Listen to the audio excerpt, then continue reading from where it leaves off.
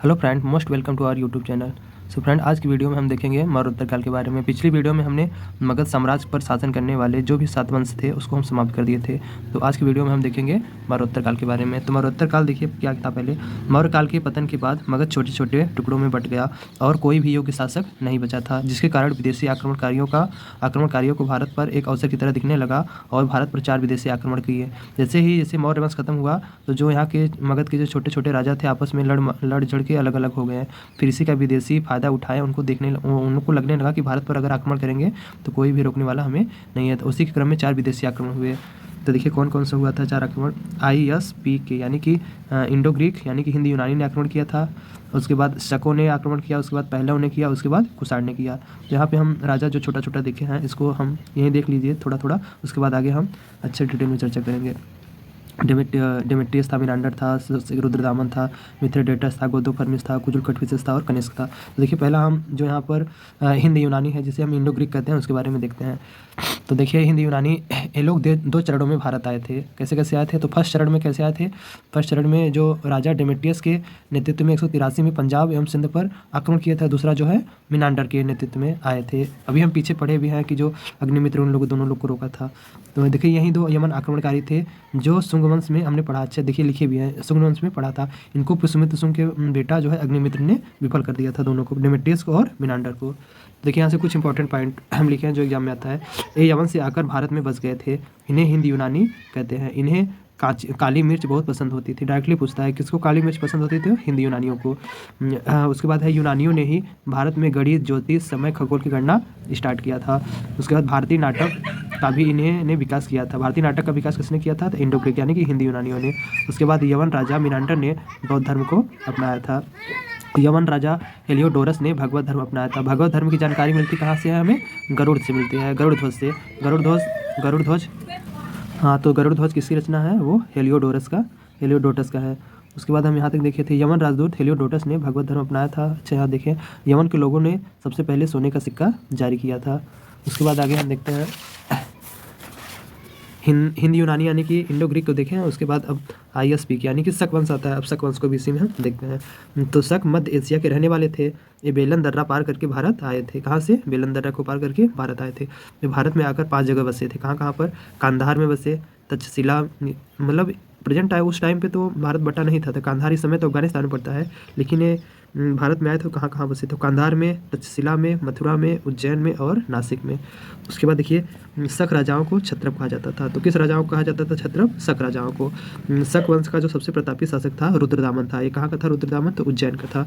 क्षत्रप प्रणाली इसी ने शुरू किया था, शक शासक ने। तो शक शासक ने कौन से प्रणाली शुरू किया? क्षत्रप प्रणाली। उसके बाद रुद्रदामन जो था इसने जूनागढ़ अभिलेख लिखवाया जो संस्कृत भाषा में है। इसमें सुदर्शन झील की भी चर्चा है। किसमें? जूनागढ़ अभिलेख में। तो हिंदी यूनानी देखे, शक देखे, उसके बाद हम पहला वंश देखते हैं। तो देखिए पहला वंश में क्या है? पहला वंश, यह वंश मौर्य काल के बाद भारत पर आक्रमण करने वाला तीसरा वंश था। पहला हिंद यूनानी, दूसरा शक, तीसरा पहलव। ये लोग ईरान फारस से भारत आए थे। इसके संस्थापक कौन था? मिथ्रेडेटस था। और सबसे योग्य शासक इसका कौन सा था पहला वंश का? तो गोंदोफर्निस था। उसके बाद इंपॉर्टेंट पॉइंट इससे है इसी के समय पुर्तगाल का ईसाई धर्म प्रचारक सेंट थॉमस भारत आया था। देखिए बहुत इंपॉर्टेंट, सेंट थॉमस हमारे यहाँ स्कूल भी है सेंट ज्ञानपुर में। तो सेंट थॉमस भारत आने वाला पहला ईसाई धर्म का प्रचार प्रसारक था।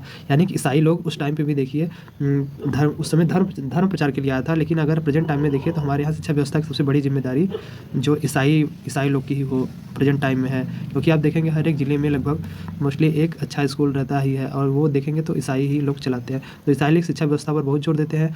आज भी भारत में शिक्षा व्यवस्था ईसाइयों के भरोसे चल रही है। मोस्टली जो हाई लेवल की जो शिक्षा देते हैं वो ईसाई लोग ही के स्कूल में ही दिया जाता है। इन लोग की फैसिलिटी भी बहुत ज़्यादा होती है। तो आगे हम चौथा वंश देख लेते हैं इसी वीडियो में।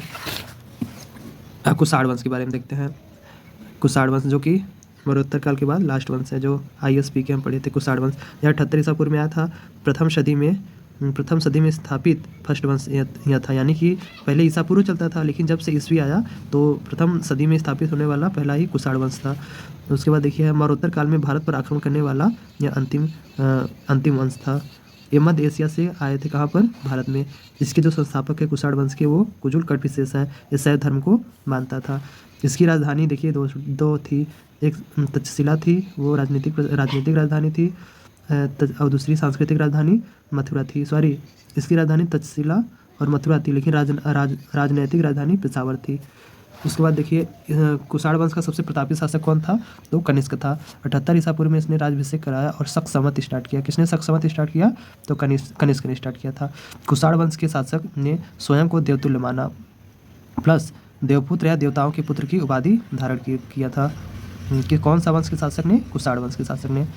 उसके बाद हम देखते हैं आगे, जो साइड में लिखे हैं सब एग्जाम में आया डायरेक्टली। चीन के रेशम मार्ग पर अधिकार करने वाला जो शासक था कुषाण वंश का, वो कनिष्क ही था। इसी के टाइम में चतुर्दश संगीति का आयोजन हुआ था। हम पहला देखे थे अजातशत्रु, दूसरा कालाशोक, तीसरा अशोक, चौथा तो हुआ कनिष्क के समय में हुआ बौद्ध संगीति।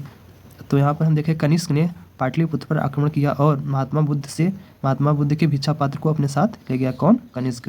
तथा वहाँ के दार्शनिक अश्वघोष को भी अपने साथ ले गया और इसी अश्वघोष को कनिष्क ने राजकवि का दर्जा दिया। जब अश्वघोष को ले गया तो अपने दरबार में राजकवि का दर्जा दिया। किसने, तो कनिष्क ने। कनिष्क के शासन में ही चतुर्थ संगीति हुआ था, जिसके बाद बौद्ध धर्म 2 भागों में बट गया था। कौन कौन से भाग में बटा था बौद्ध धर्म, हीनयान और महायान। देखिए कनिष्क महायान को मानता था क्योंकि यह एक सरल शाखा थी, इसमें मतलब थोड़ा बहुत चेंजेस कर सकते थे और इस शाखा का प्रचार प्रसार कनिष्क ने मध्य एशिया एवं चाइना तक कराया था। तो अब कनिष्क के दरबार में रहने वाले विद्वान कौन कौन से थे, डायरेक्टली पूछता है। चरक, ये डॉक्टर थे। पार्श्व रहते थे इसके दरबार में। अश्वघोष रहते थे, जिन्होंने बुद्धचरित नामक बुक लिखा था। उसके बाद वसुमित्र रहते थे, इन्होंने महाविभास नामक बुक लिखा। और नागार्जुन रहते थे, जो कि मालविका सूत्र लिखे थे। और जो चरक थे वो चरक संहिता नामक बुक लिखे थे। तो आगे देखिए और क्या है। हाँ, कनिष्क देखिए, कनिष्क शासन काल में कनिष्क